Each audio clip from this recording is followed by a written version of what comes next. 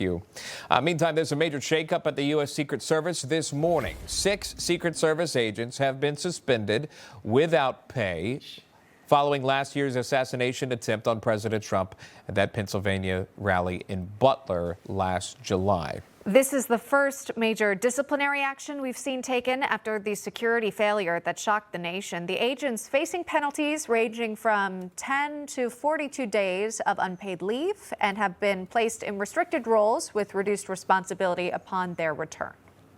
A bipartisan House task force released that 180-page report in December calling the incident preventable, citing pre-existing leadership and training issues that created an environment where security failures were possible. And you see that here. Ronald Kessler is the author of The First Family Detail and former Washington Post investigative reporter, joining us now. Ronald, good to see you, and thank you so much for coming on. We appreciate that. So it's been a year now, absolutely. It's been a year now here where we're learning that there will be suspensions. They're staying away from the firings, but the suspensions are going to range from 10 days to 42 days. It'll be without pay. Do you find that sufficient? What are your thoughts this morning on that? Now, a year later for this.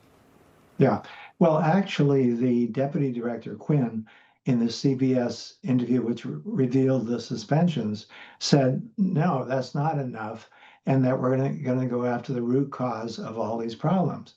And I think they're on to the correct solution, which is to go after this attitude of we make do with less. It's something that I've written about in both my Secret Service books, and that means, you know, we don't ask for that much money. We're satisfied with things the way they are. This leads to punishing agents who point out problems, retaliation, and it's just a corrupt culture, and that's what needs to be changed. And it sounds as if they're on to the right solution. Sure. Another hopeful sign is the appointment of Sean Curran as the new director by President Trump.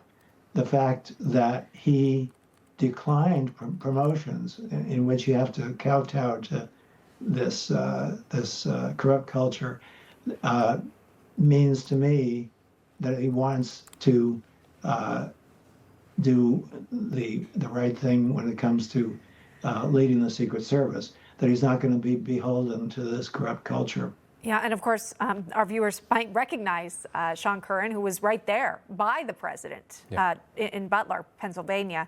Since you mentioned it, we did have some of that soundbite. This is the Secret Service Deputy Director Matt Quinn weighing in on these suspensions. Here's that.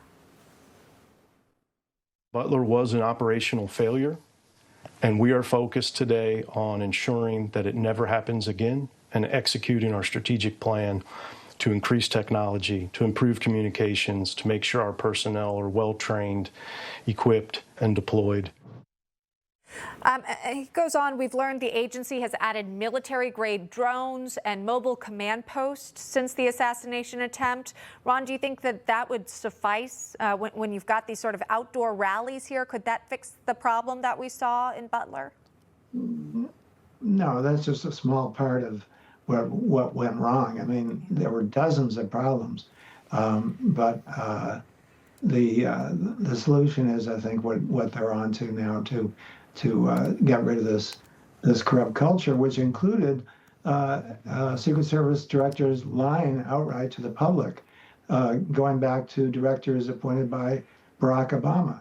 The most recent example was Kimberly Cheadle, who was director at the time of the Butler shooting, who said, well, the reason we didn't have agents on the sloping roof near where Trump was to speak is it was just too much of a slope.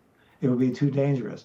That was an outright lie. First of all, that had nothing to do with it. It was just, you know, stupidity for not taking care of that slope. But also nearby were roofs that were even more sloping and had agents assigned. So that's how outrageous the director was, and we've seen it going back.